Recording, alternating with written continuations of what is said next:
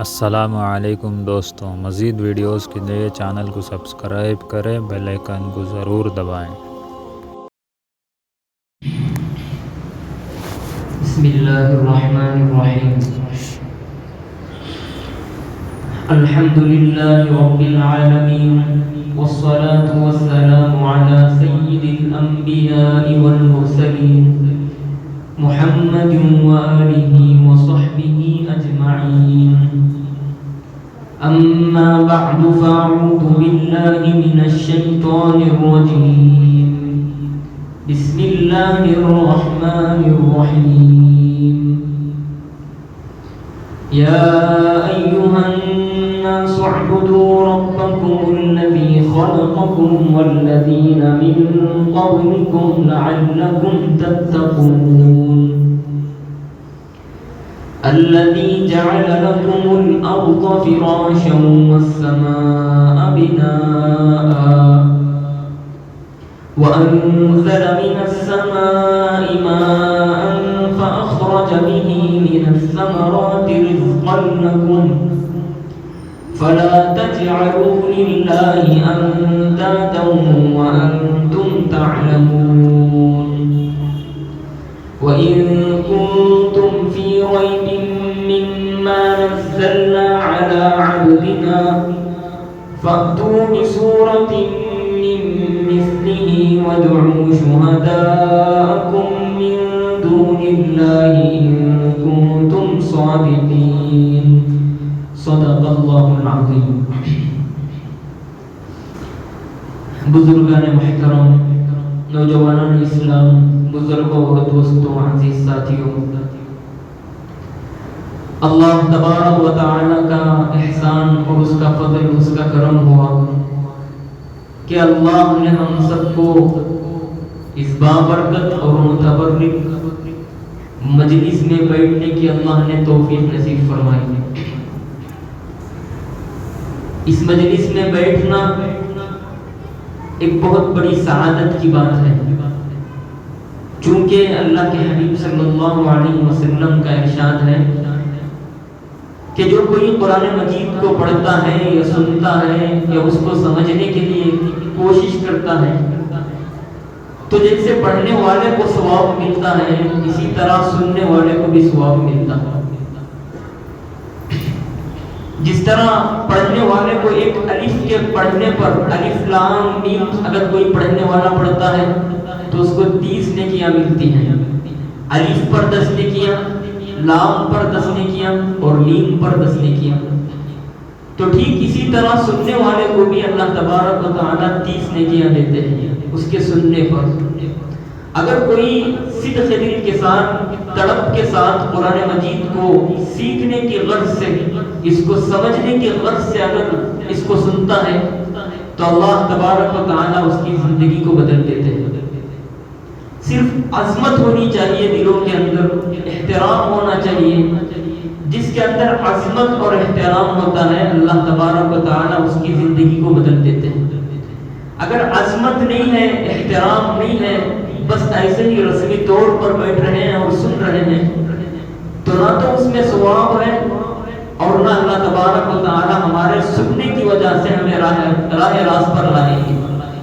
جب عظمت ہوگی تو اللہ تبارک و تعالیٰ ضرور بھی ضرور بندے کو سیدھی راہ پر کھڑا کر دیں گے۔ تو آج ہم یہ عہد کریں، یہ ارادہ کریں کہ ہم انشاءاللہ ضرور اللہ کے کلام کو سمجھنے کی کوشش کریں گے اور دل کی نیک نیتی کے ساتھ، صاف نیت کے ساتھ ہم قرآن مجید کو سمجھنے کی کوشش کریں گے۔ اللہ تبارک و تعالی ہم سب کو قرآن کے احکامات پر چلا دے اور قرآن کے احکامات پر عمل کرنے کے اللہ ہم سب کو توفیق نصیب فرمائے۔ الغرض، آج جن آیتوں کا ذکر ہو رہا ہے اور جس کی تلاوت کی گئی ہے یہ سورہ بقرہ کا 3 رکوع ہے۔ ان آیتوں کے اندر اللہ تبارک و تعالی پوری انسانیت کے لیے، جتنی انسانیت دنیا میں پل رہی ہے، بس رہی ہے، اور جتنی پل کر بس کر چلے گئی ان سب کے لیے اللہ تبارک و تعالی دعوت دے رہے ہیں۔ سورۃ الفاتحہ کے اندر بندے نے جب اللہ سے دعا کی تھی کہ یا اللہ ہدایت پر مجھے چلا دے، اہدنا الصراط المستقیم، اے اللہ ہم کو سیدھے راستے کی ہدایت نصیب فرما، سیدھے راستے پر چلا دے، تو اللہ تبارک و تعالی نے بندے کی اس دعا کو سن کر اللہ نے بندے کی ہدایت کے لیے کتاب اتاری، تو اس کا ذکر اللہ تبارک و تعالی نے سورۃ البقرہ کے اندر کیا کہ جو تو نے ہدایت کی تمنا کی، ہدایت کی دعا کی ہے، تو ہدایت کوئی بڑی چیز نہیں ہے، ذالک الکتاب لا ریب فیہ ھدی للمتقین۔ اگر کوئی بندہ ہدایت پر چلنا چاہ رہا ہے، ہدایت کی راہ پر لگنا چاہ رہا ہے، ہدایت پانا چاہ رہا ہے، تو اسے کہیں جانے کی ضرورت نہیں، کسی کے در پر پہنچنے کی ضرورت نہیں، بس فیہ ھدی للمتقین، ذالک الکتاب لا ریب فیہ، یہ وہ کتاب ہے جس کے اندر کوئی شک نہیں، اور یہ کتاب متقین کے لیے ہدایت کی کتاب ہے، اللہ سے ڈرنے والوں کے لیے ہدایت کی کتاب ہے۔ تو اللہ سے ہم نے دعا کی تھی کہ ہدایت پر چلا، تو اللہ نے ہمیں جواب دے دیا کہ اگر ہدایت پر لگنا چاہتے ہیں تو اس کتاب پر عمل کرو، اس کے احکامات پر عمل کر لو، اللہ تمہیں ہدایت دے دے گا۔ پھر اس کے بعد اللہ تبارک و تعالی نے ہدایت پانے والوں کی 3 علامتوں کو بیان فرمایا کہ وہ کون لوگ ہیں جو ہدایت پر چلنے والے ہیں، تو اللہ تبارک و تعالی نے ان کا تذکرہ ان آیتوں میں فرمایا، الذین یؤمنون بالغیب ویقیمون الصلاۃ ومما رزقناہم ينفقون۔ پھر اس کے بعد اللہ تبارک و تعالی نے 3 گروہ کو بیان فرمایا۔ ایک وہ گروہ جو اللہ کے پیغمبروں کی بات کو مان کر اللہ پر اور اللہ کی نازل کی ہوئی کتاب پر یقین رکھنے والے ہیں، ان کا پہلے تذکرہ فرمایا، وَمِنَ النَّاسِ مَن يَقُولُ آمَنَّا بِاللَّهِ وَبِالْيَوْمِ الْآخِرِ وَمَا هُم بِمُؤْمِنِينَ۔ پھر اس کے بعد اللہ تبارک و تعالی نے دوسری جماعت کا تذکرہ فرمایا کہ دوسری جماعت وہ ہے کہ جو اللہ کے رسول کی بات کو نہ تو مانتے ہیں نہ تو اللہ کے کلام کو مانتے ہیں، صاف صاف وہ دونوں چیزوں کا انکار کرتے ہیں، اور یہ لوگ کافر ہیں۔ پہلے لوگ جو ہیں اللہ کے رسول کی بات کو بھی مانے اور کتاب کو بھی انہوں نے مانا، تو وہ لوگ ہیں مومنین اور مسلمان۔ اور دوسرے لوگ جو دوسری جماعت ہے، نہ تو انہوں نے اللہ کے رسول کی بات کو مانا اور نہ تو کتاب کو مانا،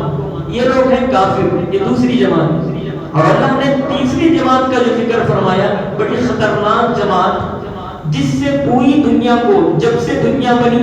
اس وقت سے لے کر اب تک اور قیامت تک آنے والی دنیا کو، انسانیت کو نقصان پہنچتا رہے گا، اور وہ لوگ ہیں، وہ جماعت خطرناک جماعت ہے، منافقین کی جماعت۔ اللہ نے ان کی تیسری جماعت کا ذکر فرمایا کہ وہ لوگ جو دھوکے کے طور پر مسلمانوں کے سامنے آ کر کے کہتے تھے کہ ہم مسلمان ہیں، ہم اللہ کے کلام کو ماننے والے ہیں، رسول اللہ صلی اللہ علیہ وسلم کی رسالت کا اقرار کرنے والے ہیں، لیکن ان کے دلوں کے اندر حقیقت میں ایمان نہیں تھا، ان کے دلوں کے اندر حقیقت میں رسول اللہ سے محبت نہیں تھی، ان کے دلوں کے اندر حقیقت میں اللہ کی کتاب سے محبت نہیں تھی، بس دنیاوی اغراض کو حاصل کرنے کے لیے آ کر صحابہ کے سامنے، رسول اللہ کے سامنے آ کر کے کہتے کہ ہم بھی مسلمان ہیں، ہم بھی قرآن کو ماننے والے ہیں، ہم بھی رسول اللہ کے ماننے والے ہیں، لیکن دلوں کے اندر ان کی کچھ فہمی تھی، ان کے دلوں کے اندر نفاق تھا، نفاق بڑا ہوا تھا، حقیقت میں وہ ایمان والے نہیں تھے۔ ان تینوں جماعت کے ذکر کرنے کے بعد اللہ تبارک و تعالی نے اگلے رکوع کے اندر، سورہ بقرہ کے آنے والے رکوع کے اندر عمومیت کے ساتھ پوری جماعت کو، چاہے وہ منافق ہو، چاہے جاہل ہو، چاہے عالم ہو، چاہے وہ کافر ہو، چاہے یہودی ہو، مشرک ہو،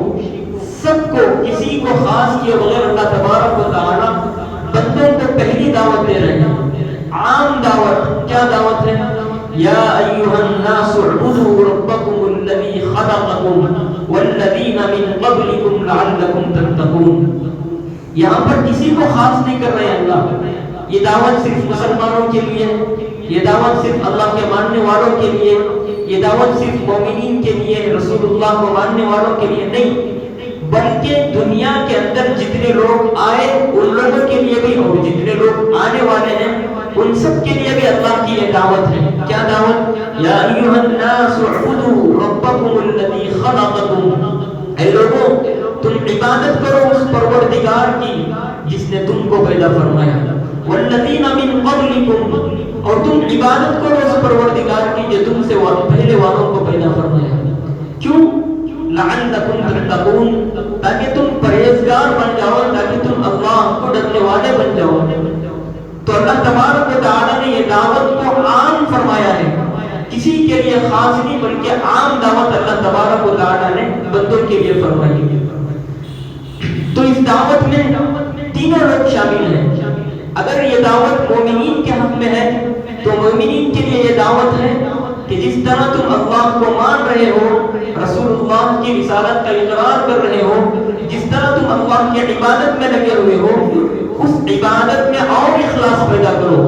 اس کے اندر اور للہیت پیدا کرو، اس کے اندر اور تقوی پرہیزگاری حاصل کرو. یہ دعوت مومنین کے لیے ہے. اور دوسری جماعت جو کافرین کی جماعت ہے، کفار کی جماعت ہے، ان کے لیے عام دعوت یہ ہے کہ جو تم دوسروں کے در در پر بھٹک رہے ہو، بت پرستی میں ملوث ہو، بت پرستی کا جو تم شکار ہو چکے ہو، یہ تمہارے لیے زیبا نہیں دیتا. کیوں؟ اس لیے کہ تم کو پیدا کرنے والا اور تم سے پہلے لوگوں کے پیدا کرنے والا صرف اللہ تبارک و تعالی ہے. تو تم لہذا ان بتوں کی عبادت نہ کرو، ان کی پرستش اور ان کی پوجا نہ کرو. کس کی عبادت کرو؟ میری عبادت کرو. اللہ تبارک و تعالی یہاں پر کفار کو دعوت دے رہے ہیں. اور تیسری جماعت جو منافقین کی جماعت ہے، ان کے لیے یہ دعوت کہ جو تم دلوں کے اندر نفاق چھپائے بیٹھے ہو، دلوں کے اندر تم نفاق چھپا کر کے یہ سمجھ رہے ہو کہ تمہیں کوئی نہیں دیکھ رہا ہے، تم یہ سمجھ رہے ہو کہ تم ظاہری طور پر لوگوں کو دھوکہ دے رہے ہو، لیکن تم حقیقت میں لوگوں کو نہیں اپنے آپ کو دھوکہ دے رہے ہو. اللہ تبارک و تعالیٰ اس یا ایھا الناس اعبدوا کے اندر منافقین کے لیے یہ اعلان اور یہ دعوت دے رہے ہیں کہ تم اپنے نفاق سے باز آ جاؤ اور مخلص بن جاؤ، خالص اللہ کے لیے عبادت کرنے والے بن جاؤ. تو اللہ تبارک و تعالیٰ تم کو راہ راست پر چلائے گا. پھر اس کے بعد اللہ تبارک و تعالیٰ نے اگلی آیت میں الذی جعل لکم الارض فراشا والسماء بناء سے بیان فرما رہے ہیں. اللہ اپنے رب ہونے کو بیان فرما رہے ہیں کہ وہ رب، وہ اللہ جس نے تمہارے لیے زمین کو فرش بنا کر کے بچھایا ہے، والسماء بناء، اور جس نے آسمان کو تمہارے لیے چھت بنایا ہے. تو اللہ تبارک و تعالیٰ کی کتنی عظیم اور کتنی بڑی نعمت اللہ کی ہم پر ہے کہ اللہ نے ہمارے لیے زمین کو فرش بنایا. یہاں پر فراشہ جو بیان فرمایا گیا ہے، فرش کسے کہتے ہیں؟ جو سیدھا بچھی ہوئی صف کو کہتے ہیں. اب جو یہاں لگی ہوئی ہے یہ فرش ہے، یعنی سیدھا بچھی ہوئی ہے. تو اب ایک اشکال پیدا ہوتا ہے کہ زمین تو فرش کی طرح نہیں ہے بلکہ زمین تو گول ہے. لیکن اللہ تبارک و تعالیٰ یہاں پر فرش کی مثال دے کر برابر زمین کی مثال دے رہے ہیں. یہ کیسے مناسب ہے؟ تو اس کا جواب یہ ہے کہ اللہ تبارک و تعالیٰ جب بھی بندوں کو جو بھی چیز سمجھانا چاہتے ہیں، جو چیز بھی بتلانا چاہتے ہیں، وہ انسانوں کی سوچ کے مطابق، ان کے نظریے کے مطابق، عام حالات کے مطابق اللہ تبارک و تعالیٰ بیان فرماتے ہیں. اب چونکہ زمین دیکھنے میں ہمیں گول تو نظر نہیں آتی، جب ہم دیکھتے ہیں تو ہمیں زمین سیدھے کی سیدھی ہی نظر آتی ہے. تو اسی وجہ سے عام نظریے کو اللہ تبارک و تعالیٰ نے لوگوں کی سہولیات کے لیے، بندوں کی سمجھنے کے لیے، بندوں کے سمجھ کی سہولت کے لیے اللہ تبارک و تعالیٰ نے یہ مثال دی کہ وہ اللہ جس نے تمہارے لیے زمین کو فرش بنایا، والسماء بناء، اور آسمان کو تمہارے لیے اللہ نے چھت بنایا. یہ اللہ کی عظیم بڑی نعمتیں ہیں. اور اللہ تبارک و تعالیٰ نے جو زمین کو بنایا ہے،